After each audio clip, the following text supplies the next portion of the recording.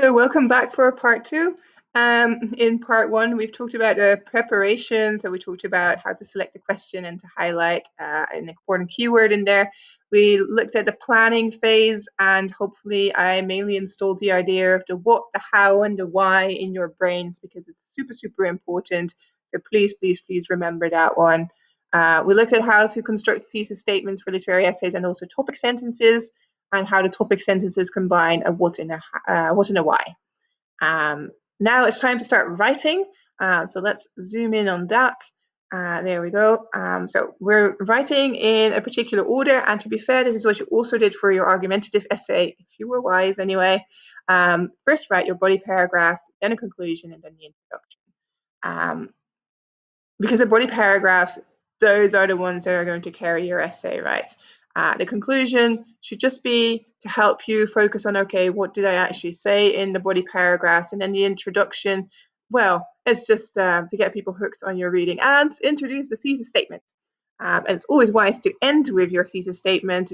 That's the last thing that you write so that you can specify your thesis statement if necessary, or maybe even tweak it a bit or change it around. Wait, let's start with our body paragraphs. So what we know is that for this essay, there will be 3 body paragraphs, one about theme, one about symbolism, and one about context. In which order you present them, that is up to you. I think for my essay about Romeo and Juliet, my fictional essay, I must say, I would probably start with context because I feel that that's probably my least interesting argument. It's quite a strong argument. It's also quite important because it sort of sets the bigger issue. And also, I just want to get that one done and over with. And the other ones are more based on paraphrase and quotes from the text. And I find that more interesting for some reason. But that's just my personal preference. And we'll leave that up to your sense of style. Okay, so what do you do in a body paragraph in a literary essay? Well, they are still PEE paragraphs. Your point is your topic sentence, remember? And in the topic sentence, you've combined the what and the why. If you forgot how to do that, please go back to video number 1 because I went over it there. And the rest of your paragraph is, of course, made up of evidence and explanation, and that's your how in this case, and your link of the how to the why. So the explanation of how. So basically, if you were to draw a PE paragraph in literary essay, it will look something like this: a topic sentence which has your what and your why, and then lots of how. You may use as many arguments and as many textual references there as you like. In general, giving one argument for something is usually not very convincing. Remember, that's why we're writing several body paragraphs as well. And same is when you're talking about same goes when you're talking about proving a topic sentence. So try to find more than one argument, really. Preferably 3, perhaps 2 long ones if they're really strong arguments. You don't have to come up with 5 of them because you won't have enough time for that. So be sensible with that as well. Okay, so that's for body paragraphs. And this is really all I have to say about PE, even though this thing was so ambitiously titled PE paragraphs in literary essays. This was all of it, really, because the principle of PE hasn't changed at all. And I know you can do that because I've seen that in your writing. After you've written your body paragraph, you go to the conclusion, you repeat the information from your thesis statement and the topic sentences. So you repeat what your answer to the question is and what your arguments for that were. Please remember not to introduce any kind of new information in your previous essays. I did see some people introducing new information here, and that's a big no-no. Conclusions are really just a rehash of everything that has already been said. Then you go to your introduction, and remember, for introductions, we taught you to work with the hook, the bridge, and the thesis. The thesis is, of course, your thesis statement, and please try and end your introduction with the thesis statement, because it's good practice to put it there, to be fair. It's very clear for everybody that that's where it should be. Most people will look for it there as well.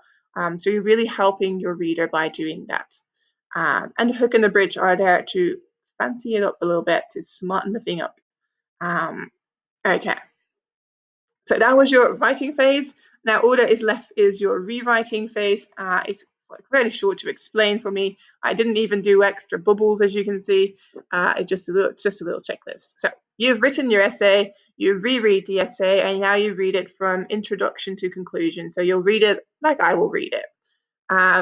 Once you've reread it, check your can-do statements. You are allowed to have them on you during the test, so you can literally put the list next to you and check them off. Did I put all of these things in there? For instance, one of the can-do statements is, did I use paraphrase? So use a paraphrase somewhere in your essay.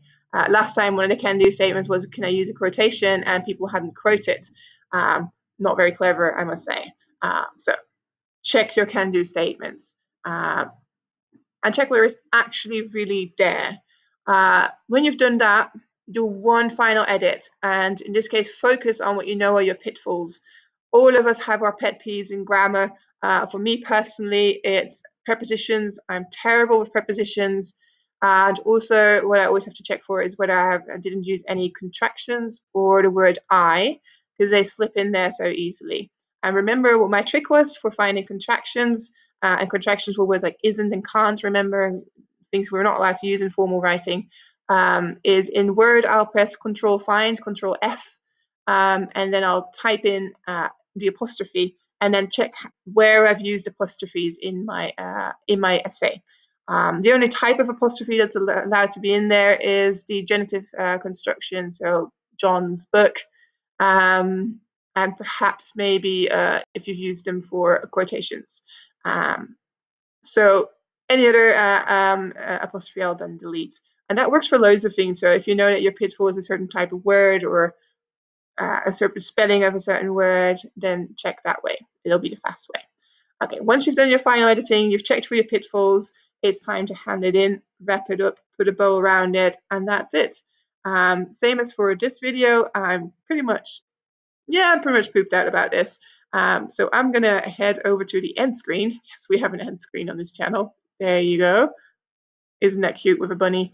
And some really important messages on there. Don't stress. Stress is good for no one. Learn from your mistakes, and you've been doing that very well this year. We're very proud of you for that. Learn from each other. Always ask your questions and speak as much English as you can. So important for all of you guys. Of course, the other things on there are also very useful. You could subscribe to this channel, maybe even, and pay your teachers a compliment. All right. Bye-bye, you guys.